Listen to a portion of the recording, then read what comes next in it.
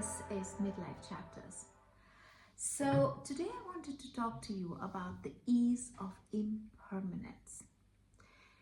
Now, most of the time what happens in our lives is that we go through life trying to fit in through different roles and doing our duty and always thinking that things are not going to change. Now, this is not how life works.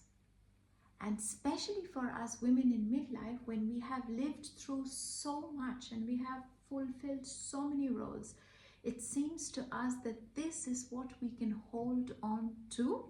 So things that have maybe outgrown its purpose and maybe things that are no longer serving us anymore, but we still hold on to it because we don't want things to change. Because anything that's changing feels very disturbing, feels unnerving, because change is always something that we are opposed to, because we don't want things to change. We want things to be the way they are because they are great, aren't they? Except in midlife we realize that maybe everything that we were doing so far is not as great as it seems to be, because something within us is actually naturally allowing us and asking us, nudging us towards letting things go. And this is where I think that accepting and sort of thinking about how nature works comes in handy, because this gives us a very big clue about how life naturally progresses and naturally works. If you look at nature, you will of course know that nothing stays the same. Everything changes because things are always impermanent. And once you realize that, and you just go outside and you watch in autumn when the leaves fall, in winter we have snow, especially in the northern hemisphere, and then in spring you have the new fresh birth of life, and summer is so full, and everything is constantly changing, and nature is not holding on to something. It's not saying, summer doesn't say, oh, I don't want to let go of this wonderful time that I have, but there is a grace in this letting go. And I think that for us as women in midlife, this would be a great place to kind of accept this, that this permanent impermanence of things. And the more we can go into this state, the more we can let go with grace, the easier life actually becomes for us. Because at the end of the day, what we are trying to do when we try to hold on to something is that we are trying to exercise control. Because we think that if we can hold on to something, if we can grasp onto something, it's not going to change, it's going to remain, and that gives us control. But to be really honest, the question you have to ask yourself is, can you really control something outside of you? Just food for thought.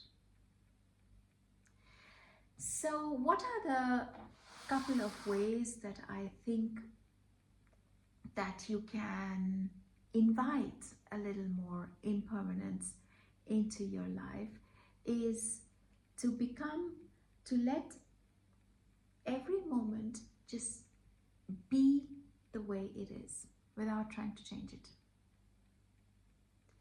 Now, think of certain areas in your life where you might be able to apply this, right? Like, for example, if you have grown-up kids, okay?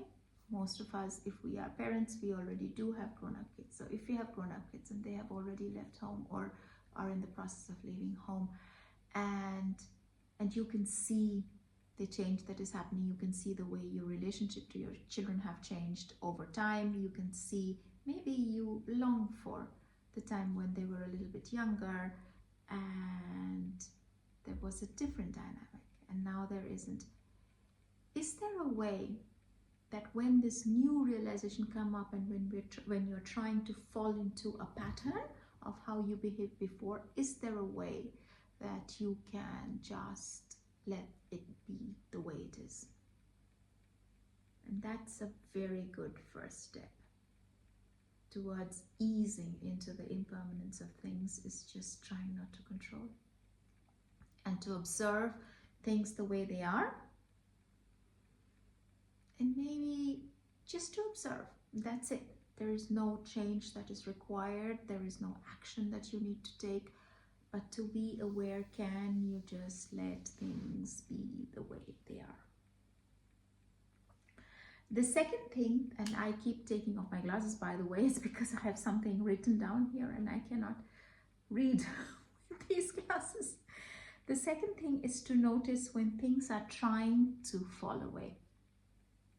And more often than not, if you're really attuned to your body and to the circumstances and how you behave and everything actually around you, if your senses are a little bit heightened, you're going to get this. Things naturally tend to fall away. And then that's a very good sign for us to let it go. So, for example, if you have friendships or relationships with people which is not meant to last a lifetime, and not all relationships are, right? And it is okay. It is okay to have people come into your life for a season and then they leave. And that's all right. And sometimes you're going to realize that, because such relationships are going to lose their the vivacity of it. It's going to lose the charm. It's just going to feel off. It's going to feel like it has run its course. So can you observe this? Can you then observe what is naturally trying to leave, and think about what would it be if you just let it go? Maybe just play with that idea.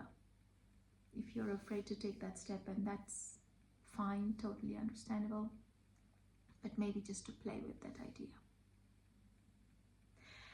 And the third, and this is an actionable point that you can do, is that you can start by actually getting rid of something very tiny, very small, if you cannot take the big step already. And that can very well be an item in your house that you're no longer using.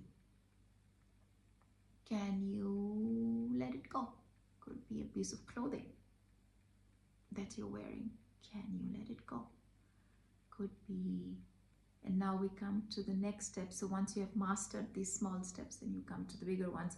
Could be the way a thought pattern is working. Can you let that go? Could then be ultimately a relationship that's no longer serving you. Can you let that go?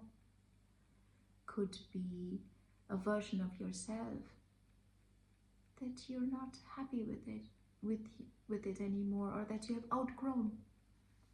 Can you let that go? Because remember, impermanence doesn't mean an end of something. It is just making room for something else to come in. And that is the nature of life. That's how life works. And I think easing into this impermanence, accepting it, living it, breathing with it as you go through life, is going to just bring so much more peace and calm, and makes us more attuned, more aligned with ourselves and with the way our universe works. So I hope that this has helped, and if it has, I'll be very happy if you can share, like, comment this video and other videos that I have for midlife chapters, and share this with people you think might benefit from it, so that we can keep this conversation going, and talk about such things that are not really addressed, but I think are completely important to do. That being said, I hope you have a very nice week, and I'll catch you next time. Bye-bye.